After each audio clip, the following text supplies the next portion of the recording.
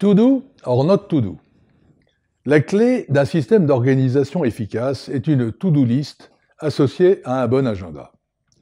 N'en utilisez qu'une, tant pour vos affaires familiales que pour vos projets. Après tout, vous ne vivez qu'une vie.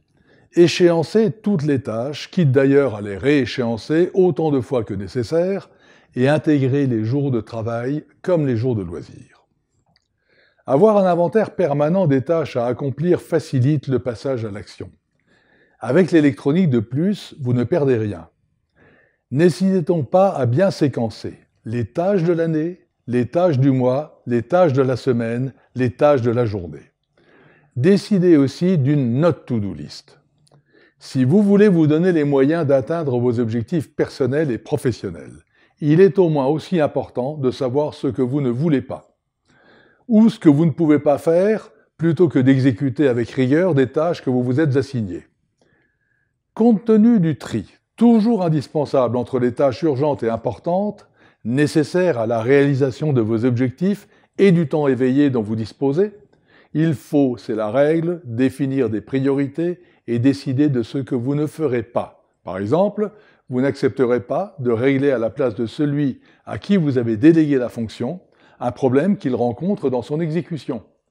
Vous n'accepterez pas de traiter vos mails ou vos notifications de réseaux sociaux au fur et à mesure de leur arrivée, sauf à accepter que n'importe qui dicte votre emploi du temps. Vous n'accepterez pas, etc., etc.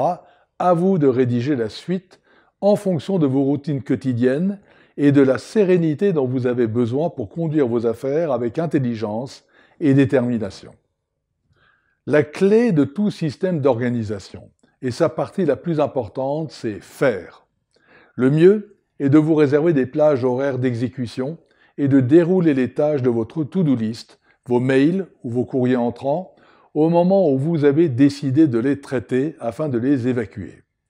Quand vous attaquez faire, éliminez toutes les sources de distraction autres, téléphone, mail entrant, internet, visite, etc. Décidez d'un temps pendant lequel vous êtes déconnecté. Si vous étiez malgré tout interrompu, notez ce qui a motivé l'interruption, mais en aucun cas ne vous attaquez à une autre tâche. Surtout, évitez tous les aspects négatifs de ce que vous êtes en train de faire. Positivez. Après tout, vous exécutez simplement le travail que vous vous êtes vous-même donné. Planifiez. Entre ce qui reste dans la boîte mail et la to-do list, les instructions que vous vous donnez constituent le sommaire de vos journées. Classez votre to-do list par échéance et révisez l'échéancier tous les soirs. Chaque semaine, révisez aussi les tâches les plus importantes et surlignez-les en gras, le vendredi ou le dimanche soir par exemple, calez-les à raison de 2 ou 3 par jour, pas plus, et chaque jour, enfin, triez et définissez ces 2 ou 3 plus importantes tâches auxquelles vous allez vous attaquer et que vous mettrez en rouge, les incontournables de la journée.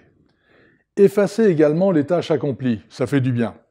Gardez la maîtrise de votre agenda, ni secrétaire, ni assistante, et encore moins des correspondants externes par le biais d'Internet, ne doivent avoir le pouvoir d'y intervenir.